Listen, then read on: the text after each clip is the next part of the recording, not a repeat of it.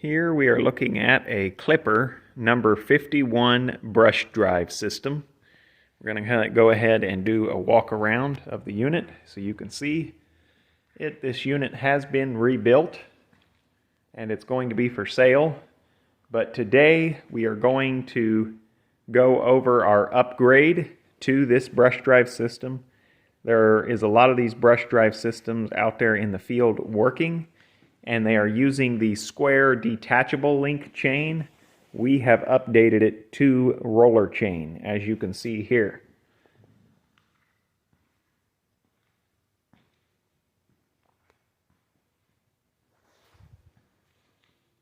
We have all the parts available for this brush drive system. We even have this part here that is discontinued from the Clipper factory. We are now making this part here at Commodity Traders International. Below in the description I will put a link to our online store where these parts can be purchased. I'm also going to have a complete upgrade kit to convert it from the detachable link chain available on our website as well. I'm going to go over in this video the parts needed to upgrade it. The chain that we use on this upgrade is a number 60 roller chain, and we have used 50 links, including the attachment link. It has 50 links because this brush system is set up for a number 7 wide clipper mill, meaning it is for models 27, 47, 57, etc.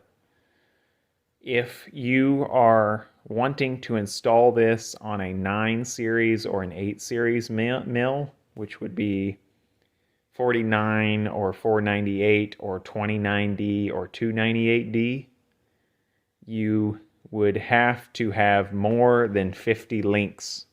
I don't know the number of links for those series yet. It is something that I will have to add to the online store as I learn that.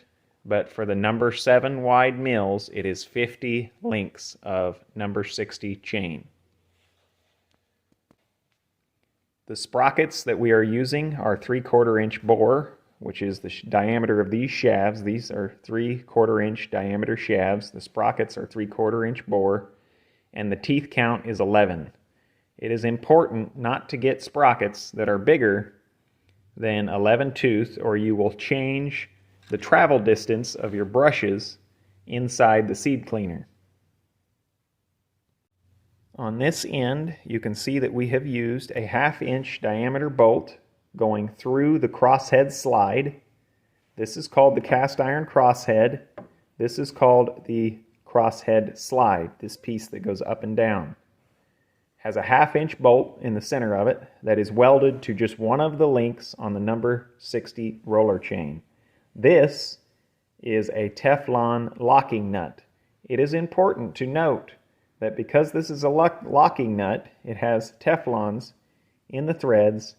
It does not have to be tightened all the way. That is what you want because this needs to be able to turn freely. The nut will not come off because of the Teflon. So you just tighten it enough so that you can see that the bolt is inside the Teflon part on the nut. Again, I want to reiterate, this whole kit is going to be available on my website. It will include the sprockets, the roller chain, pre-cut to 50 links, and a welded attachment link with a bolt and a Teflon locking nut. A lot of customers ask me how this brush system should be lubricated, so we're going to go over that now. These, when you have grease zerts here, this can be with regular grease in each one of these 3/4 pillow block castings. Regular grease here. Okay. And then when you have something like this, you can use 80-90 weight gear oil.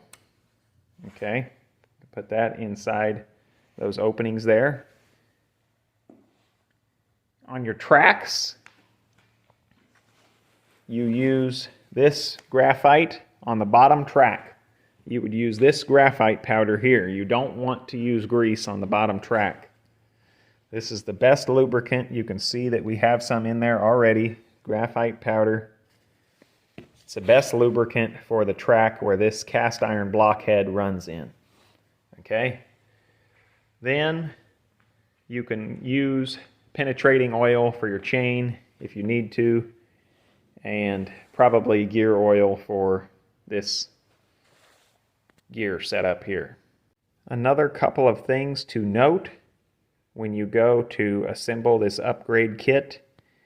These sprockets are quite a bit smaller in thickness compared to the old 7-tooth cast iron sprockets that were originally on this brush system.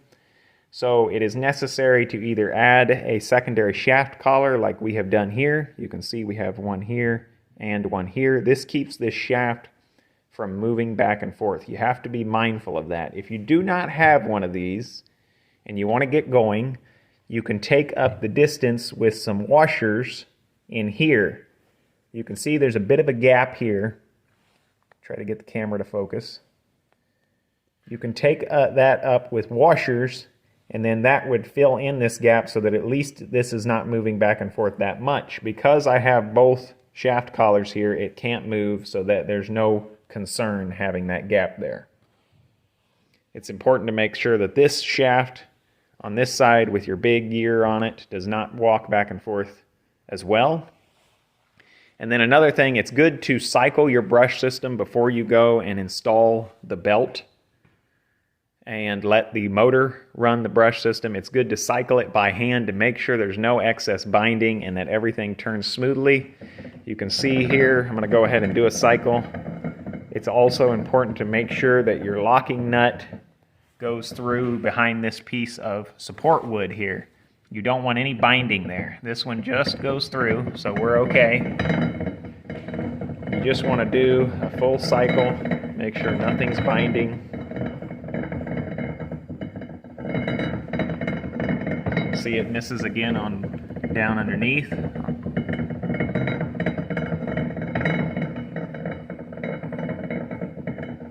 going to go through it and miss again. So you can see that we're in good shape on this brush system. Another common mistake that I have seen operators make when running this brush system is they mesh these two gears too tight together. You will be able to hear this when the machine is running. If it's making too much noise, they're too tight.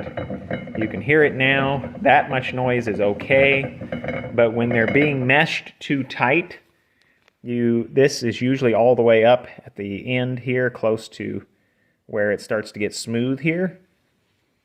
It's too far sticking out this way, and it's making it rub too tight. You can see that as the gears are cut, that it's deeper on this end than it is on this end. If this gear is riding too much on the shallow end, it's going to cause excess binding and noise, and it's going to wear this cast gear out a whole lot quicker. We have it positioned about right. It's just a little bit past the tip, but not all the way to this side. So you can see here, this is about where you want it when you go to assemble your brush system if you have to replace this gear. This concludes the video of the upgraded Clipper number 51 brush drive system. Again, all of these parts are available from us at Commodity Traders International. Please give us a call if you need parts. We even have the parts that the factory is marking as obsolete.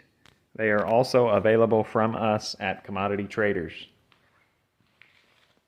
Thank you for watching. Please like, comment, share, and subscribe.